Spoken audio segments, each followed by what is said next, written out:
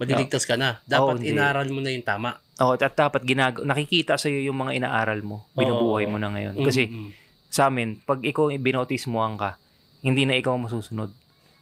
Papasanin mo na yung krus ni Kristo. Kumbaga, kasama ka na sa pagbubuhat ng krus, na kung yung krus lumalarawan sa tungkulin. Tungkulin mo, sumamba ka, magbagong buhay ka, maghandog ka ng masagana.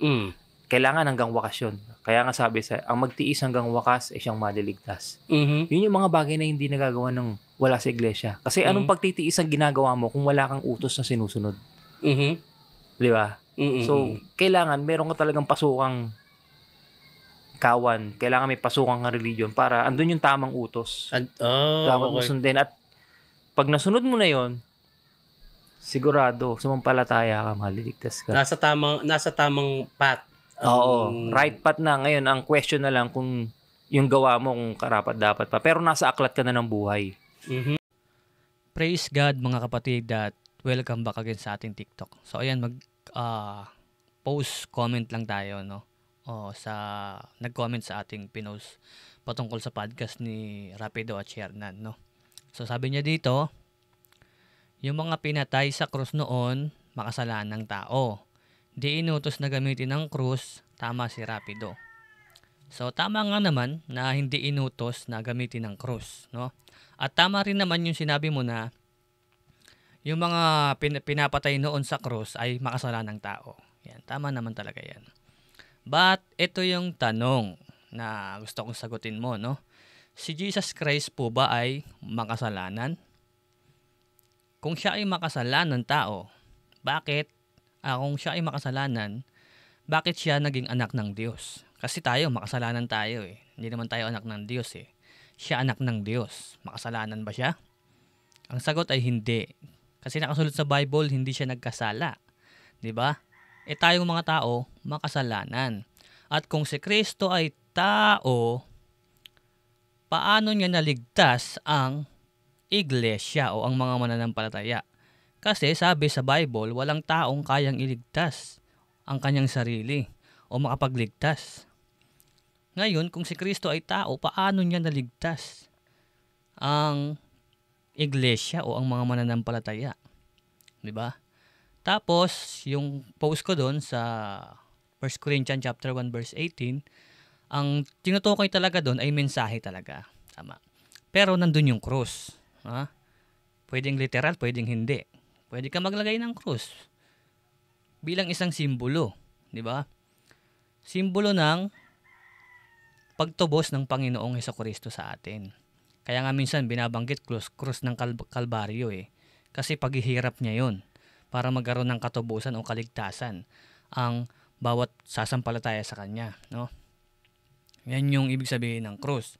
Mensahe sa krus, 'di ba? Pero yung literal na krus, wala naman, para sa akin walang masama doon na kung maglagay ka nun. Kasi hindi yun kahihiyan talaga. Simbolo yun ng kaligtasang tinanggap mo. At simbolo yun ng sakripisyo ni Christ para sa kaligtasan mo, hindi yung kahihiyan. Kasi kung kinahihiya mo yung krus, ibig sabihin kinahihiya mo yung finished work ni Christ sa krus ng Kalbaryo, yun ngayon nagligtas sa'yo eh. Nagligtas sa'yo sa pagiging makasalanan eh. Basahin mo yung 1 Corinthians na yan hanggang dulo. 'Di ba? Ang nakalagay diyan, wala tayong dapat ipagmalaki kundi ang tinapos na gawain ng Panginoong Hesukristo. So ano ba yung tinapos niyang gawain? Yun yung finish work niya sa krus ng Kalbaryo, no? Kaya yung krus, hindi dapat yan ikahiya. Kahihiyan. Yan ay simbolo ng kaligtasan natin. Gets mo? Ngayon, kung kinahihiya mo yung krus, bakit kailangan mo siyang pasanin araw-araw? Sinabi ng Panginoon yan eh. Bagamat hindi yan literal na kailangan mong pasanin, pero yung ginamit yung salita dyan ay krus mismo. Sabi niya, di ba, sa Mateo ba yun?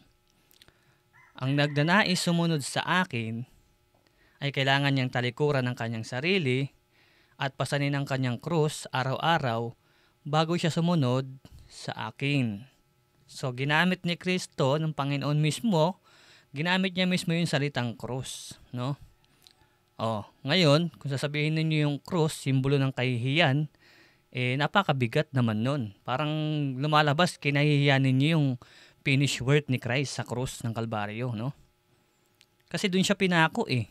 Doon siya nawalan ng hininga eh. Doon siya rumatay sa cross. Ngayon, yung Panginoong Jesucristo, ang saklap naman sa kanya kung ikakaya mo yung pagkamatay niya sa krus. Ang linaw-linaw ng sabi ni Apostol Pablo doon na ang mensahe ng pagkamatay ni Jesucristo sa krus ay kamangmangan para sa mga napapahamak. Ngayon, para yun sa mga napapahamak. At ito naman ay kapangyarihan ng Diyos para sa mga naliligtas. Ngayon, yung krus, hindi mo na siya pwedeng sabihin na kahihiyan ng simbolo nun. Kasi doon pinako si Christ eh. Ang simbolo na ngayon nun para sa mga Kristiyano ay kaligtasan, finished work ni Christ. Kasi doon siya nagdusa eh. Hindi naman dapat siya ang ipako doon eh, kundi tayo eh. Tayong mga makasalanan dapat. Pero inako niya yung kasalanan natin para tayo yung mapawalang sala. Kung tayo ay sasampalataya sa kanyang tinapos na gawain sa krus ng Kalbaryo. Ngayon, yung meaning ng krus noon, talagang kahihiyan talaga yun kasi pinapako dun yung mga makasalanan. Ngayon, si Christ, pinako dun, wala naman siyang kasalanan. Kaya siya pinako dun dahil sa ating mga kasalanan. 'Di ba? Kumbaga yung sin natin, kinuha niya yung kinelaim niya para tayo ay masave. Saan tayo masasave?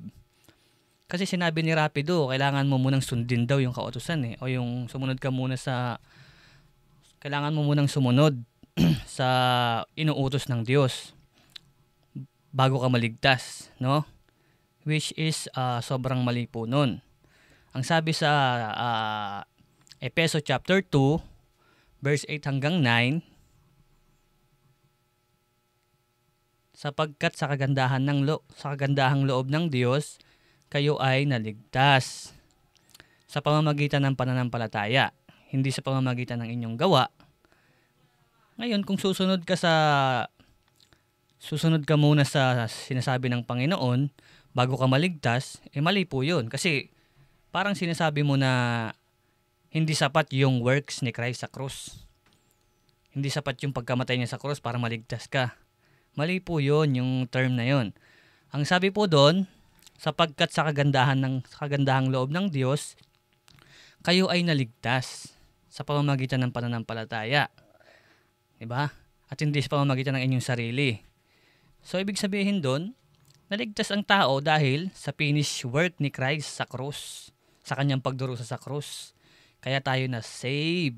Hindi tayo na save dahil sumunod tayo sa sinabi ng Panginoon. Tama po ba?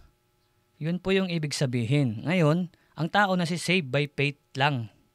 Hindi sa pamagitan ng paggawa o pagsunod sa kautusan. Yan po ay fruit ng iyong pananampalataya, yung pagsunod. Ngayon, sinabi rin naman ni Rapido, kasi yung sabi ni Rapido, malinaw na malabo eh. Sabi niya kasi, nandun na yung pangalan mo sa aklat ng buhay. Pero, huhukuman ka pa rin sa iyong gawa. Tama naman kasi yun. Yung kasi yung magiging works natin. Kumbaga kung mayroon tayong matatanggap na reward or wala. Pero save ka. Dalawa kasi yun eh. Pwedeng save ka pero wala kang reward at pwedeng save ka pero may reward ka. Kasi nga sumampalataya ka sa finished work ni Christ. Wala naman na tayong dapat idagdag pa eh sa finished work ni Christ eh. Kundi sumampalataya na lang tayo. Ngayon, kapag tayo ay sumasampalataya na sa Kanya, syempre, kailangan natin sundin yung kanyang kalooban, yung kanyang mga utos. Mali po yung sinasabi ni Rapido na kailangan mo munang sundin yung kanyang mga utos, tapos sumampalataya ka, siguradong ligtas ka. Mali po yun eh. Kasi faith muna, bago works. Dahil hindi naman tayo maliligtas ng ating sariling gawa eh. Kasi kung pwede pala tayong maligtas ng sarili nating gawa, edi hindi na dapat nagkatawang tao pa si Christ. 'Di ba? Hindi rin siya bumaba sa lupa. Kumbaga hindi rin siya nagpapako sa krus. Sumunod na lang tayo sa kautusan. Maliligtas tayo. Ba't hindi naman yun yung sinabi, no? Ang linaw ng sinabi ni Apostol Pablo na ang tao na si saved by faith, through faith alone, at hindi sa pamamagitan ng mabubuting gawa o pagsunod sa kautusan. Sumusunod tayo sa kautusan dahil tayo ay saved na. Gets? Mali po yung sinasabi ni Rapido na tayo ay kailangan munang sumunod sa kautusan at sumampalataya tayo sa Panginoon bago tayo maligtas. Mali po yun, no? So, i-correct lang natin. At balik tayo sa krus. Ngayon yung krus, talaga para sa mga Kristiyano, simbolo po yan. Kahit nung unang panahon Ayan po yung ginamit ng mga Kristiyano bilang pagkilanlan sa kanila bilang Kristiyano. Pero nung panahon ng mga apostol, wala pa silang ganon. Kasi nga, wanted pa sila or talagang tinutorture o pinapatay yung mga Kristiyano. Kaya meron silang mga pattern lang na ginagamit para magkakilanlan sila na mga mananampalataya. So yun lang. God bless everyone.